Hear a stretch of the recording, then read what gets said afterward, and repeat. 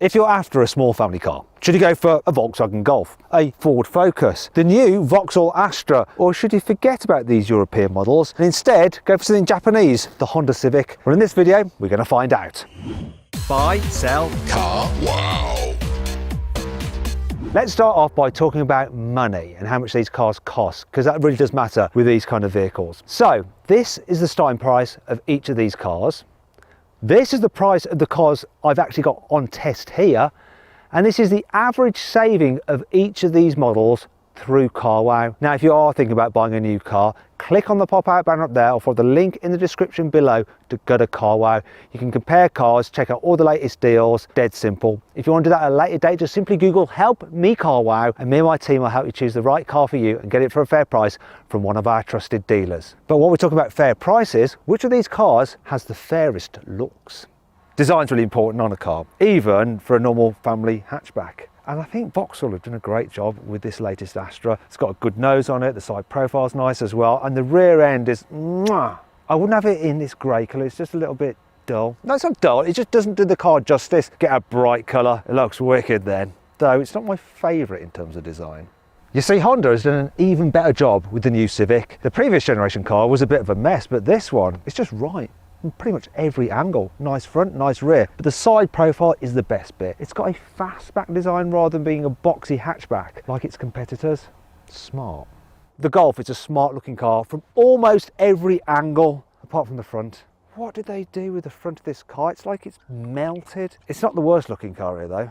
Finally, we come to the Focus, and I've got to say, it is the least attractive of all the Ford cars. Ford has actually updated it as part of a midlife facelift, but really all they've done is move the location of the badge from the bonnet to the grille. They should have done more because it's just a bit meh. Maybe they improve the interior.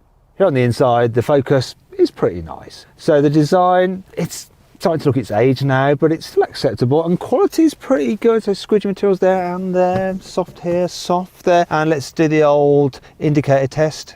What does the stalk feel like? Oh, nicely damped. And now let's move on to the glove box test. Oh, nicely damped as well. However, we're going to do a centre console test and a little bit of wobblage, but not too bad. Seating position is good as well. The Focus has always had a great driving position. Also, this particular car, I should point out, has a smaller screen. As part of a recent facelift, you now get a much bigger screen. One of the downsides of the bigger screen is that you now have to operate the climate control through that big screen. But if you have the smaller screen, then you have some physical climate control buttons, which are actually easy to operate when you're driving. Downside is that you have a quite old-fashioned instrument binnacle with analog dials and a small digital screen there. However, if you do have the bigger infotainment system, you also get full digital dials.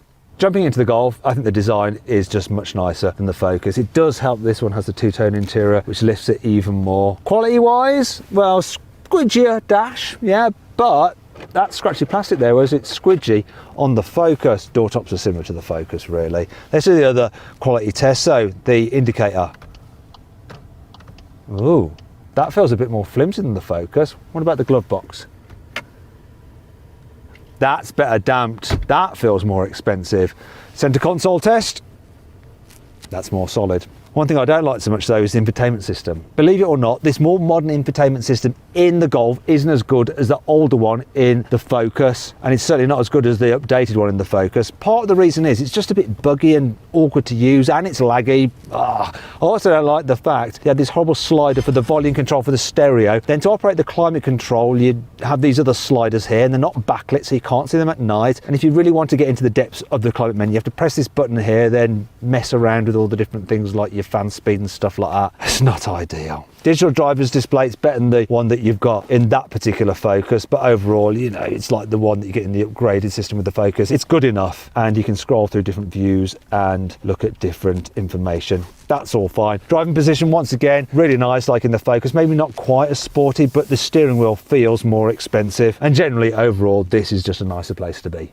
Jumping into the Astra after the Golf, it's very nice to have some physical climate control buttons, and they're nicely laid out and easy to get to as well. If you look at the screen design, it's quite similar to the Golf's in a way. The graphics are a bit darker though. I don't think the system is quite as intuitive. but there's not that much in it really. Digital driver's display there. Once again, the graphics are a little bit on the dark side, and while you can actually customize the display, bizarrely you can't do it by pressing a button on the steering wheel, which is what you should be able to do. Instead you have to go into the main infotainment screen and do it that way, which is just bizarre. What's also quite bizarre is the amount of like just black plastic you have around these screens. It's all just a bit over bezeled. Steering wheel, I quite like the design of this, it's interesting. Quality, the leather doesn't feel quite as expensive as in the Golf, but I do prefer it than the steering wheel in the Ford Focus. Speaking of which, the interior design is more interesting, more modern than the Focus, but it feels a little bit dark, especially compared to that two-tone Golf. They've tried to liven this one up with flashes of red here and there. I'm a bit disappointed there's hard plastic on the dash. Yes, this is squidgy and that is squidgy, but there's something about the interior which just feels a little bit more flimsy than the Golf, and maybe even the Focus as well. Let's just do the quality test. So,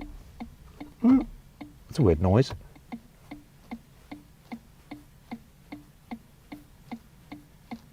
Enough of that.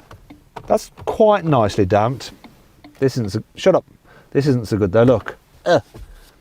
That has like a two-stage drop down, doesn't it? Driving position, that's fine. Do you know what? I like the interior more than the Focuses, but I do prefer the Golfs. When you compare the Honda Civic's interior to the other three cars, it just seems like a bigger vehicle. I don't know whether it's the design of the dash, the way you've just got like this straight strip there like that. Just somehow seems wider, more spacious. Now let's do the quality test. So, center console wobble test.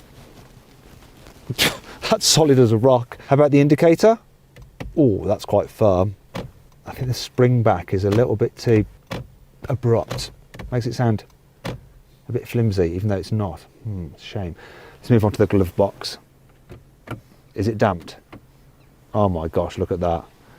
That is so well damped. In fact, it's moving at the pace of tectonic plates. It's so slow. Come on. Come on. Come on. Getting bored now. There, finally open. Anyway, infotainment system. The screen is nice and clear. It responds quickly as well. The layout's easy to use. Got Apple CarPlay and Android Auto, but you have in all the other vehicles. You've got some quick menu buttons there, and then some ones along the bottom, although they're integrated in the touchscreen. Best thing is this though, look, climate controls. So easy and clear and simple to use, which is handy when you're driving. I also quite like the digital driver's display. It's not the brightest, granted, but it's clear. It gives you all the information you need, and you can quickly scroll through all the different functions like that using these buttons here, and it's so easy to do. As for the driving position, well, do you know what? I think this is the best overall. I think they've got it nailed in this car. Do you know what? It feels like a much more grown-up interior than the Astra, which is a bit toy-like, and it's more usable than the Golfs. Who thought I'd ever say that? The Honda Civic's interior is more usable than a Volkswagen Golf's. That's supposed to be the standard setter, and while I do like the design of the Golfs, I think this is a better interior to use.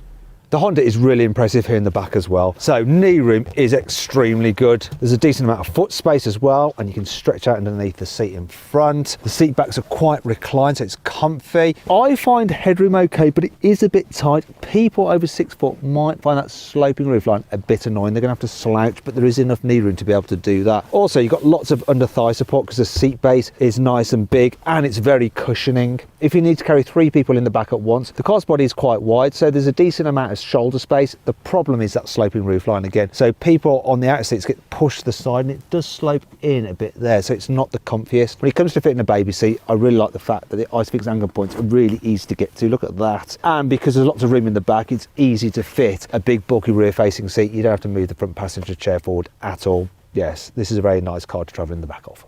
Oh my gosh, the back of this Astra feels way more cramped than that Honda Civic. There are 2 things that I find particularly annoying. So the seat backs are quite upright. Also, foot space is very cramped. Look, there's not much room for my feet, and you can't really slide your feet into the chair in front if it's low down like this. I mean, knee room isn't particularly bad, and headroom's better than the Honda, but it just somehow feels more cramped. If you need to carry 3 in the back at once, it's wide enough, but once again, foot space is an issue if you've got like 3 pairs of feet. I was going to say 6 pairs of feet, but forgot about the anatomy of human beings. Anyway, the Civic anchor points are a bit awkward to get at. You have to unzip this bit and then stab around in there to try and locate them, which is annoying if you're moving your seat from car to car. Also, there's not quite as much space in the back here for a big bulky rear facing seat as there is in the Honda. I'd rather travel in the back of the Honda, without a doubt.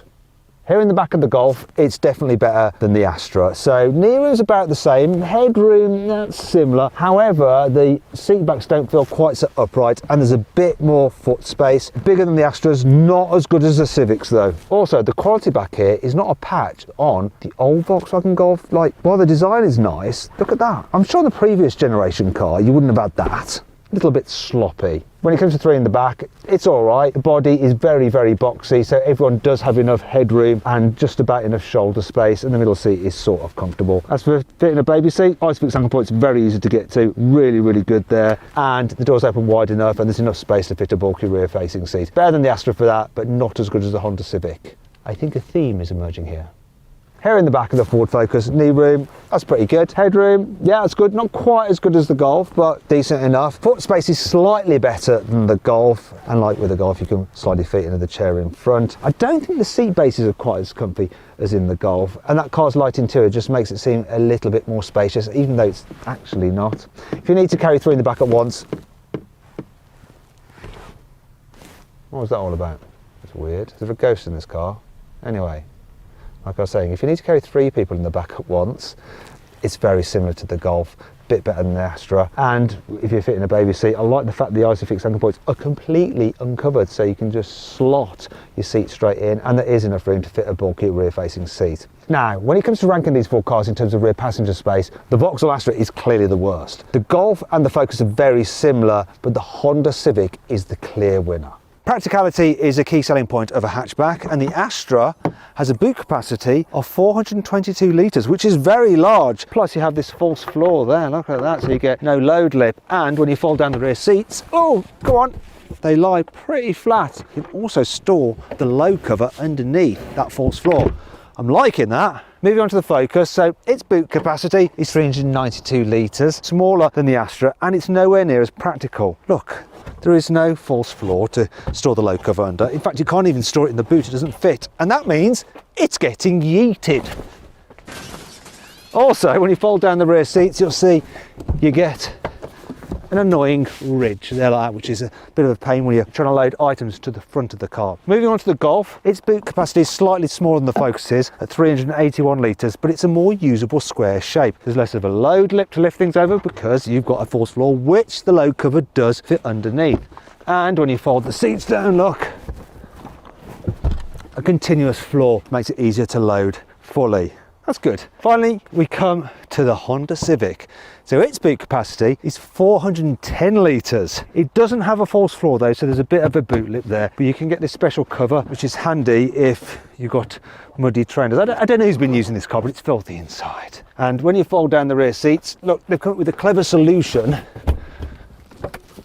to make a sort of like easy step up so you can slide things to the front, even though the seats don't lie completely flat.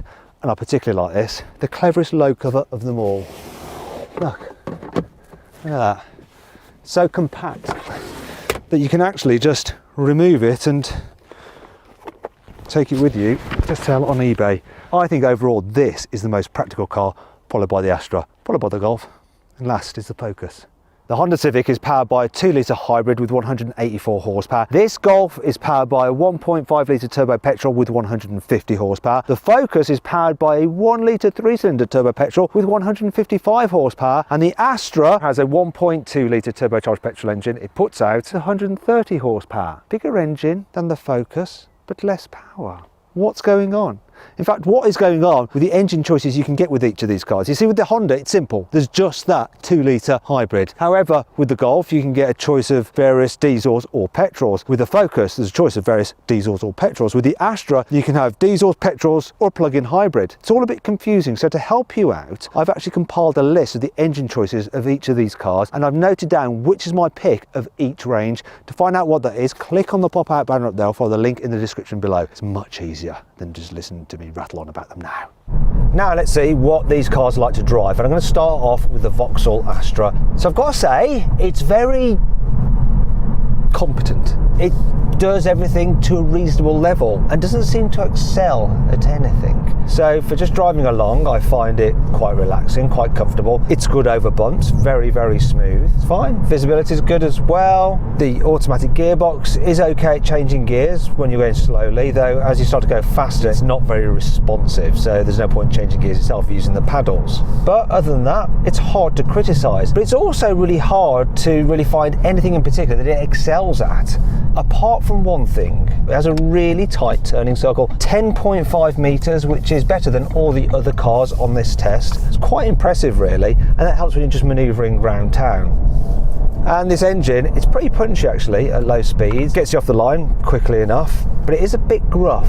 And that brings you on to what this car's like when you're driving fast on the motorway and stuff like that. And you know, once again, genuinely quite relaxing. But I don't think it's quite as quiet as the car that it shares many of its parts with, and that's the Peugeot 308. If you want to see my full in-depth video review of the Peugeot 308, click on the pop-out banner up there for the link in the description below. Yes, they share engines, they share chassis, they share all sorts of stuff. It's as if there's not been as much soundproofing put in this car. As for the driving experience when you get the Astra on a twisty road, once again, it's competent, it does a decent job, but it's in no way fun. It just gets you down the road safely enough.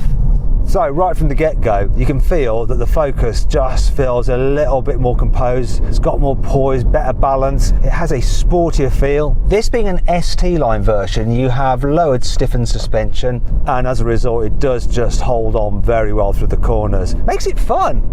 This is a fun car to drive. Sensible family transport that's also fun. It's a big plus for the Focus. Yet despite that sporty suspension on this car, when I go over the bumps, it doesn't feel too bad at all. And it's not quite as soft as the Astra, but it's not uncomfortable in any way, shape or form. Another thing I like about the Focus, it's relatively quiet, like when you're just cruising on the motorway. You get a little bit of flutter from the pillars here, but other than that, yeah, really, really relaxing. What's less relaxing is the engine, so I'm going to floor it now.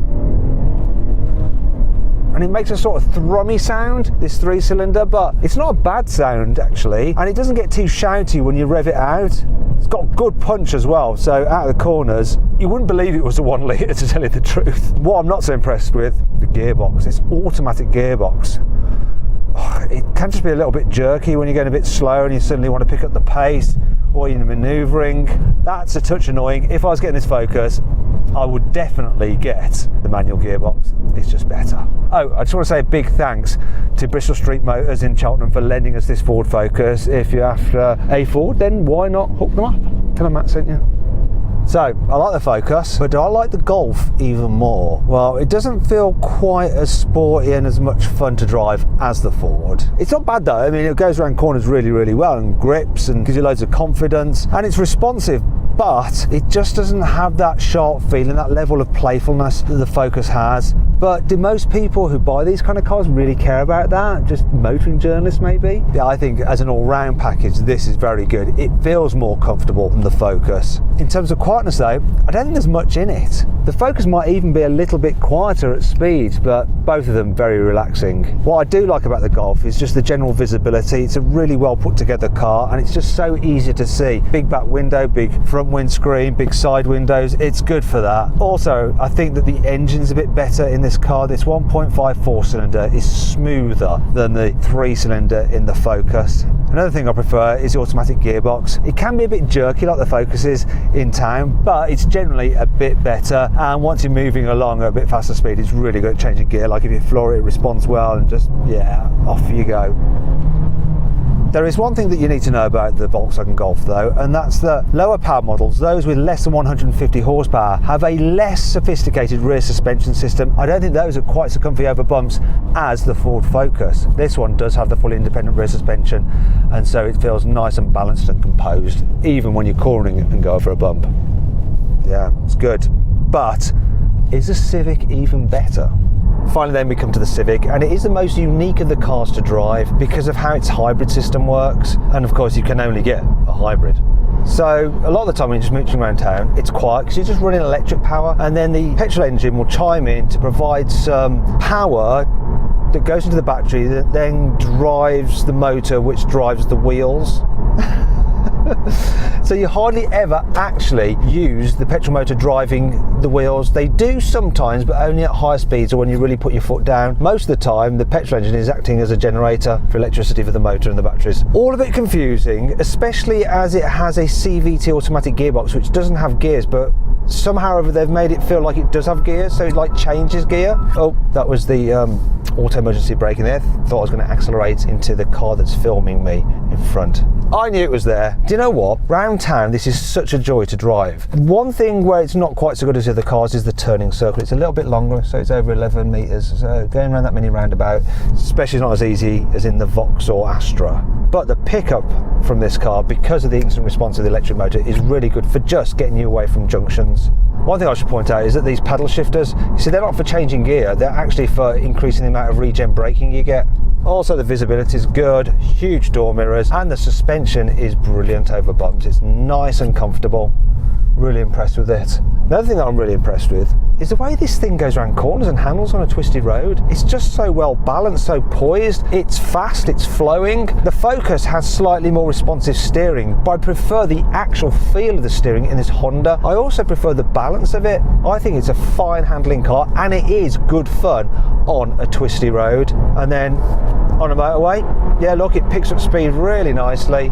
And the noise that you get from the engine, did you hear it changing gears? Even though it's not changing gears, it's not intrusive. It's fine. It's just like, it's working hard, it's got some power. But then it settles down when you're coasting at 70, and it's a comfortable, quiet car to travel in. I think this is the best all-round car to drive. It pretty much takes all the best bits of the other cars and just amalgamates them into one package. Well, apart from that turning circle, it doesn't do so well there, but we'll let it off.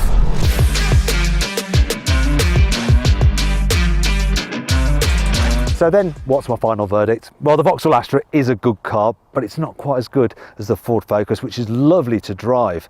However, the Golf is better still. It's a really good all-rounder. It's just that its infotainment system is a bit annoying, and it's got a face only a mother could love. And that brings me on to the Honda Civic, which is the most practical car here. It's the nicest to drive, and I think it looks the best as well.